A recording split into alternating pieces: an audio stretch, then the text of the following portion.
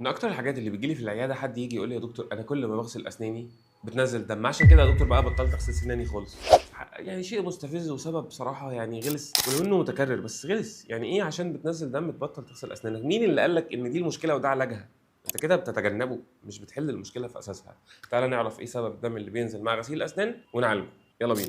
عايز اقول لك ان ظهور الدم اثناء غسيل الاسنان ده شيء غير طبيعي، وده معناه ان في مشكله موجوده من المشاكل اللي انا اقول لك عليها دلوقتي. بيبدا باحمرار اللثه ونزيف بسيط اثناء غسيل الاسنان. اشهر اسباب نزيف اللثه اثناء غسيل الاسنان او في الاوقات العاديه، اول سبب وهو التهاب بسيط في اللثه. بعد كده يحصل تراكم للجير. الجير ده بقى بيسبب تراكم البكتيريا ويخلي البكتيريا تدخل تحت اللثه وتسبب التهابات اكتر واكتر. ثالث سبب وهو طريقه الغسيل نفسها. في ناس وهي بتغسل اسنانها بتضغط على الفرشه جامد جدا جدا وتستخدم فرشه خشنه، فاكيد ده هيسبب نزول دم وكمان انحسار وتراجع في اللثه. رابع سبب ممكن يكون نقص فيتامين سي. وخامس سبب بعض الامراض المناعيه. طب ايه اللي هيحصل بقى لو سيبنا نزيف اللثه ده وما شغلناش بالنا بيه؟ اول حاجه هيحصل عندك نزيف اكتر واكتر واكتر. اتنين، هيحصل عندك حاجه اسمها رائحه نفس كريهه. ليه؟ لان الدم ده لما بينشف بيبقى ريحته مش حلوه، فهيعمل لك ريحه نفس مش لطيفه خالص. تالت حاجه هتحصل انحسار وتراجع في اللثه زي ما قلنا. رابع حاجه ممكن تحصل ان انت ممكن تخسر اسنانك كلها لو حصل تراجع كبير في العظم واللثه اللي ماسكين السنه. اسنانك نفسها ممكن تتلخلخ وتقع. فعشان كده ما تستهترش ابدا بموضوع نزيف اللثه، لان هو مقدمه لباكج كبيره قوي هتيجي بعدها.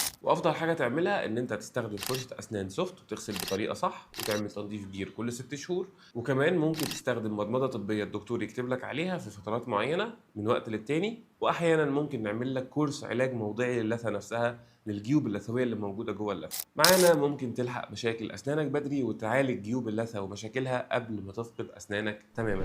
ولو وصلت لحد اللحظه دي يا صديقي يبقى الكونتنت ده عجبك، فما تنساش تعمل لنا فولو وسبسكرايب علشان لسه اللي جاي كتير. واشوفكم على خير في فيديو جديد. كان معاكم دكتور عبد السلام محمد، وسلام.